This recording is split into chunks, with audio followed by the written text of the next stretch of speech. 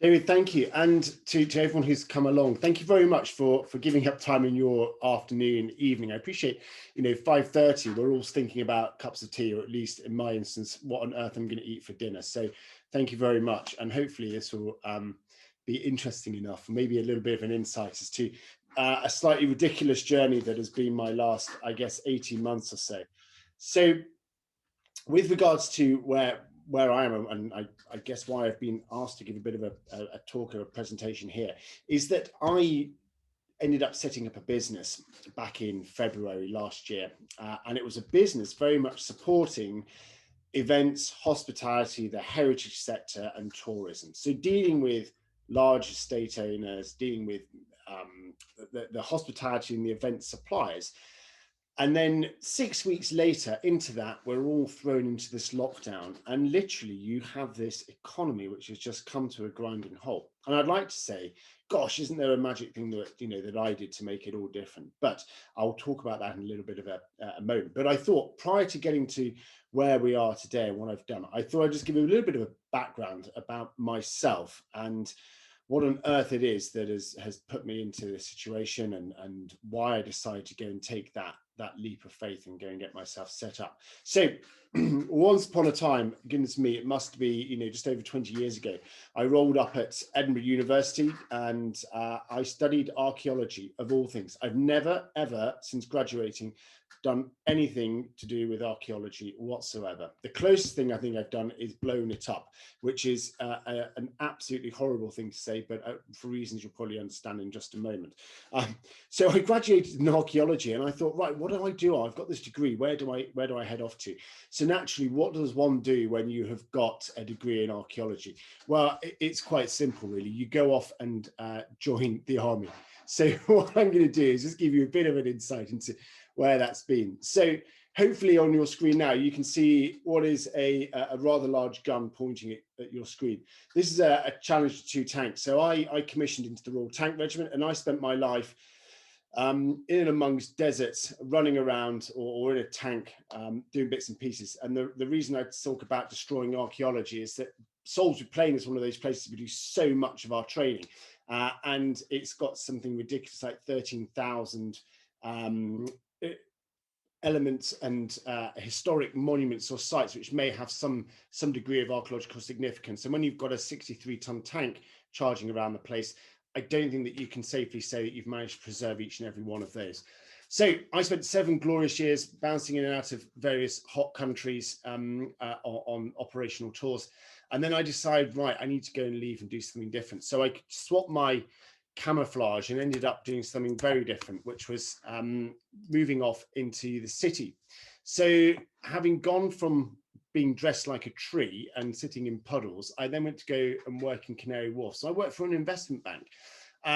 It was an incredibly interesting 12 months, but by God, doesn't it darken the soul? So my apologies to you all.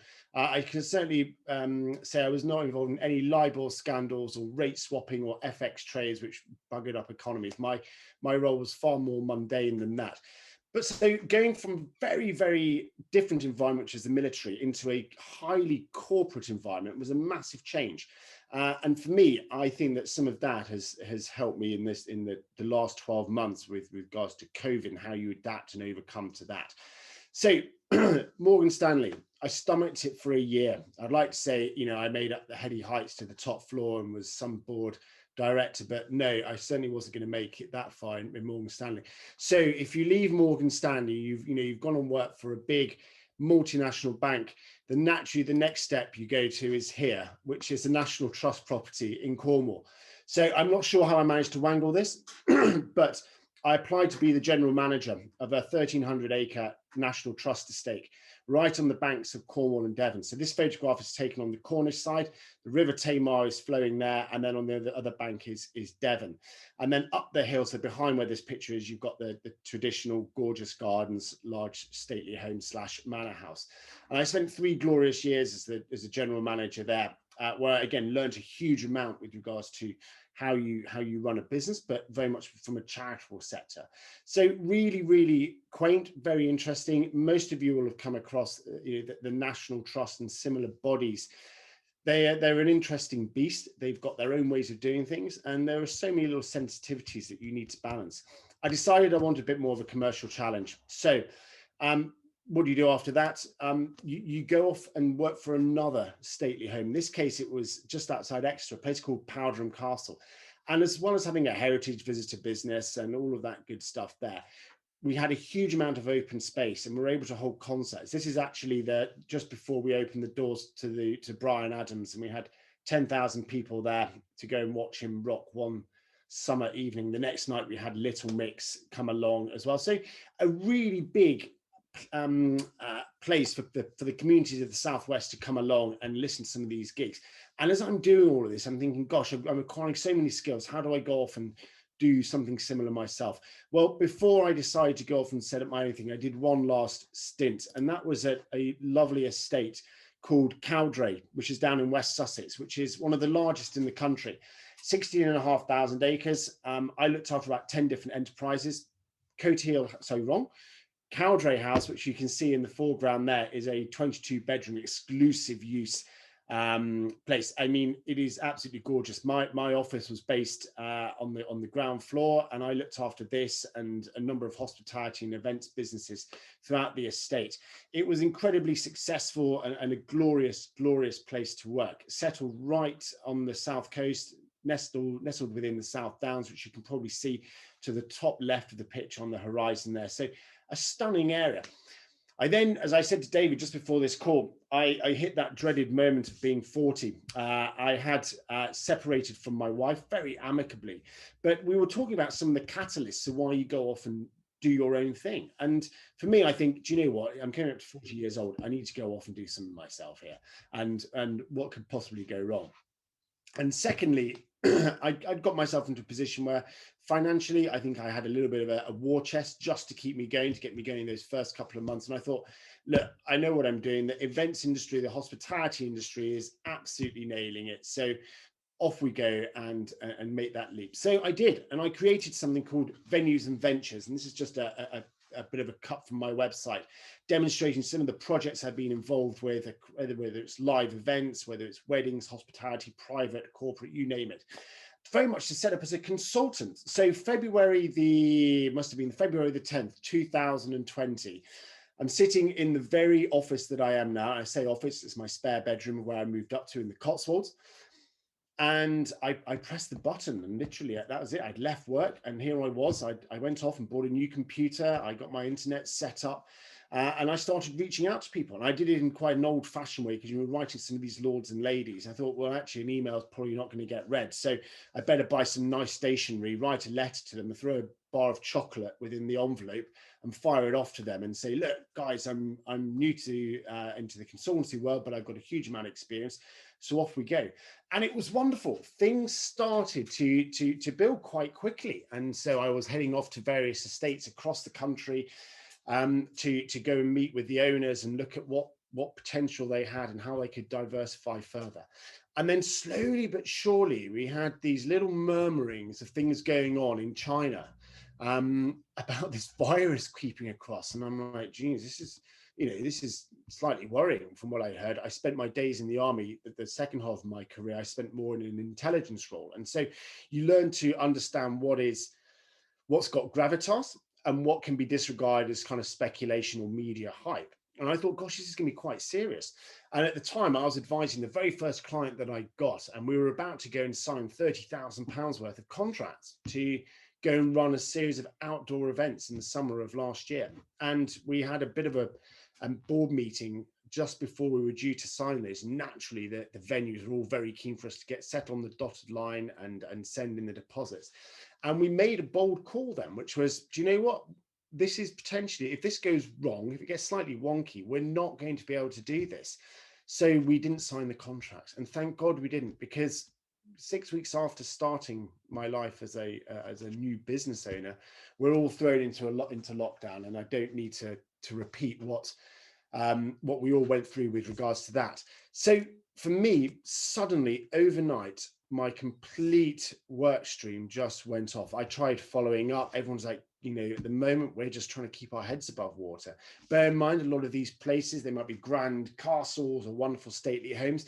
Their overheads are monumental. And suddenly their one income stream, which they've got from several income streams, tourism, events, and maybe accommodation and the hospitality side, the whole lot had been cut off completely. So naturally, my work stream just disappeared entirely.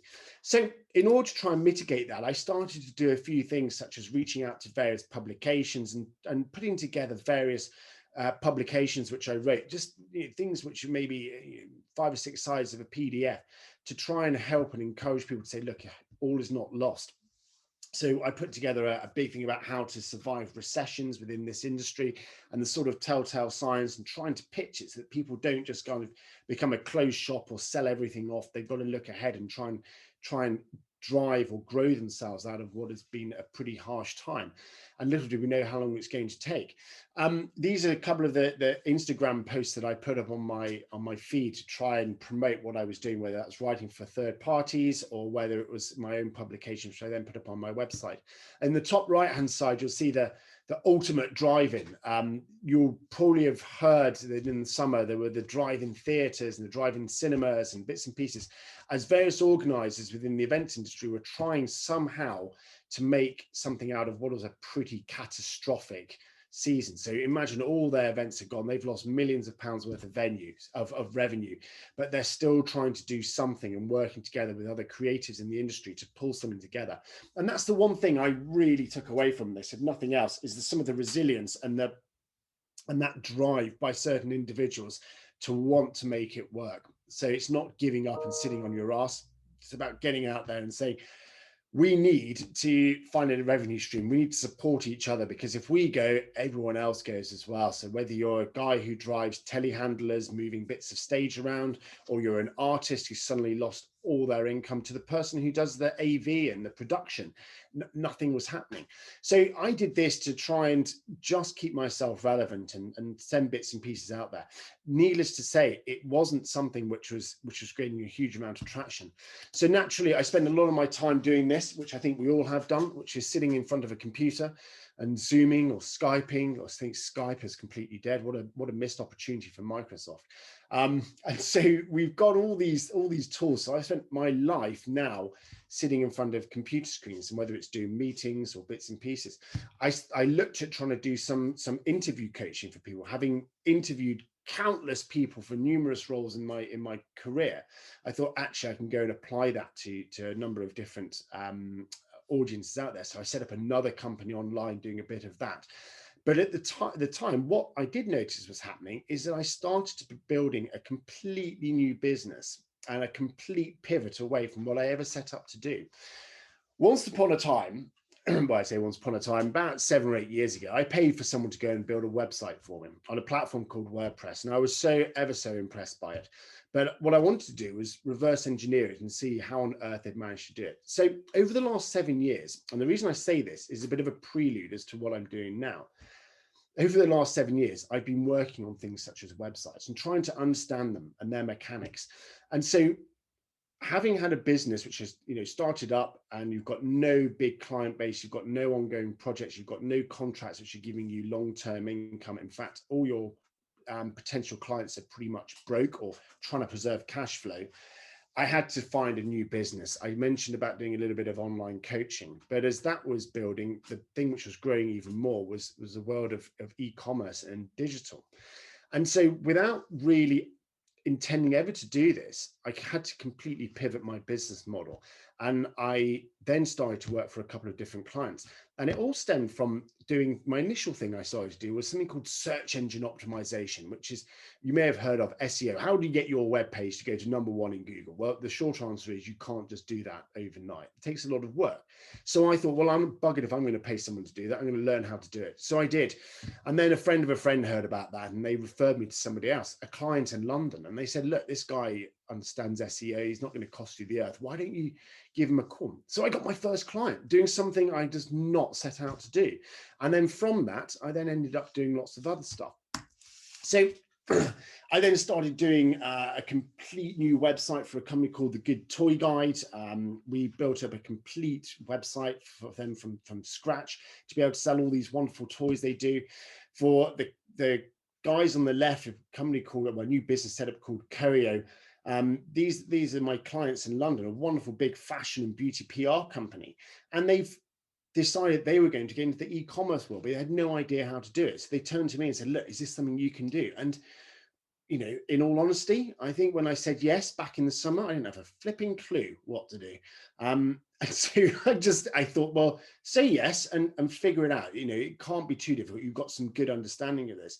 And before you know it, you're then building a fully fledged e-commerce site, which links in 50 different brands from across the globe to sell. And that went live a month ago. And when you see these things come to fruition, you're like, gosh, maybe that's the way I'm going to do things. So this is my life now. There's a point into it for anybody who can tell me what any of it means, because I'm buggered if I know. My life is spent looking at strings of code and building websites and fixing bits and pieces, as well as offering that business advice. So in answer to my webinar question, I'm going to kind of answer it myself, really. That is that, let me just stop my screen share there. That is that how on earth do you survive something which has been so catastrophic to your livelihood or your intended livelihood? Well, there was no way I was going to be able to fudge it whatsoever. I mean, you've seen how the market has just simply collapsed overnight. So I've had to do a complete pivot. And by doing so, looking at all those other different skill sets that we all have and things which tinker along in the background, I think, well, actually, there's still a demand for that. Maybe I could use some of my skills to make that work. So 14 months on from when I set up a company, I'm now in a position where I've had to change completely. Myself and my business partner set up a new company just before Christmas to go and capture all this e-commerce and digital marketing work that we now do. And to the extent where that's overtaking anything I could possibly imagine. Will I go back into supporting events and the cultural sites, the heritage sites, tourism, hospitality? Undoubtedly so. It's something I'm really passionate about. And whilst we've had a year of pretty turbulent times, we're starting to see things open up. And I'm hoping that over the next 6 to 12 months, that'll start to build and build as people have a bit more confidence and they're willing to look at how they can diversify further or try and find those safe routes and those safe avenues. So there's a danger that I'm going to go and bore myself now. So I'm going to shut up. And I'm going to open up the floor to you all. And thank you for sticking around. And if you've got any questions or you want to be nosy, there no holds barred. I'm pretty flexible if anyone's got any questions about whatever it may be.